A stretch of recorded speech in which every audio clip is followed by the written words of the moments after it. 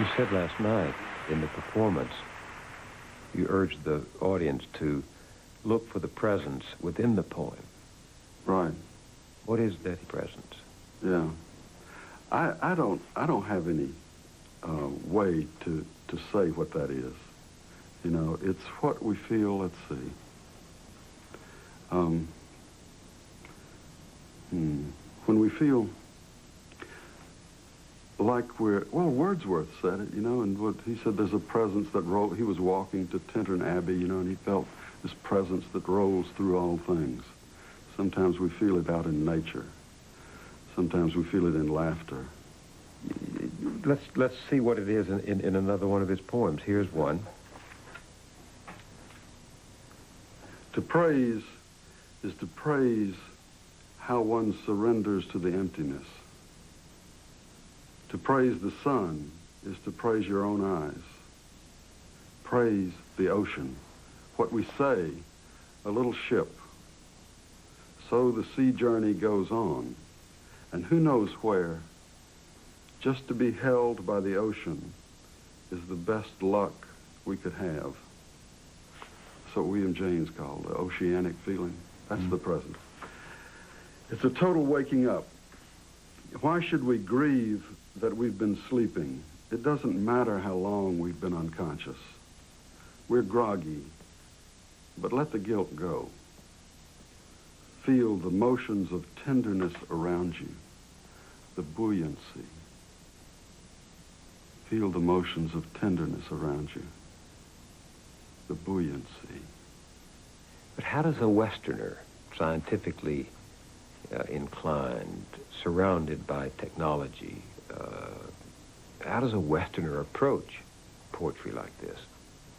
I think we all have a core that's ecstatic, that knows that looks up in wonder. We all know that there are marvelous moments of eternity that just happen, you know, that we know them. We can't say they don't happen, can we? I can't. You use the word ecstatic. Yeah. Ecstasy is very central to Rumi's poems. What is ecstasy? When I was a child in Chattanooga, sometimes in April, I remember it was like 7 or 8 years old, and when that spring gold light would come at the end of the day, that's just there for about 10 minutes. You know what I'm talking about in the South? That gold time.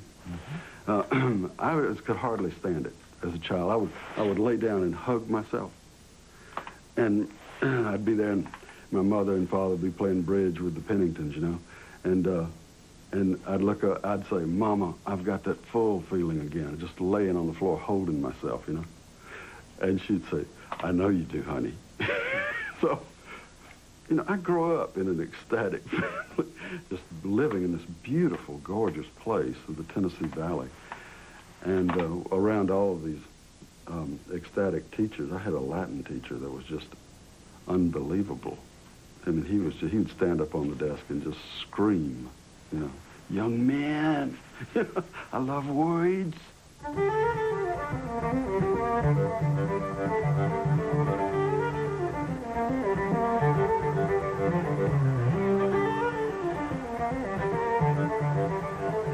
This book, it's a bunch of words that no one really uses. They're just weird words. Robert Bly, I went to go see him, and some guy just came and handed them out. Coleman Barks. This is a book of lost words. Totally useless, tasty language. You want one? All right. All right. Thank you very much. I have one. 3 books. Thank you. Drix, the rotten part of wood. He easily pried loose the drix with one finger and looked back at me. So they're totally useless language.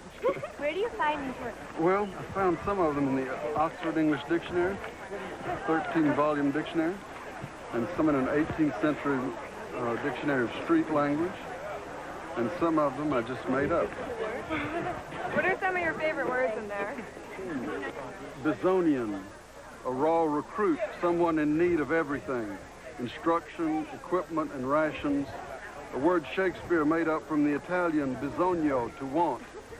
Seventh graders, you loud, skinny Bisonians, I see your glory.